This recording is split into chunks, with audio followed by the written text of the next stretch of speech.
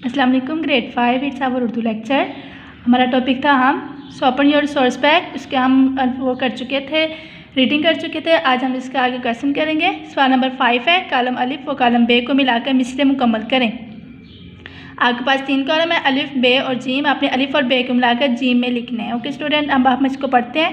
हर चीज़ में है खुदा की हिकमत, फूटी हुई होगी इसमें कोंपल, फिर फूटेगी शाख और झुकेगी, हो जाएंगे फूल इससे पैदा, हर शय से अया है इसकी कुदरत। ओके स्टूडेंट, आपने ये जो कॉलम है ये आपने रिसोर्स पैक पे हल करने हैं। हमारा नेक्स्ट क्वेश्चन है अल्फाज और जुमले।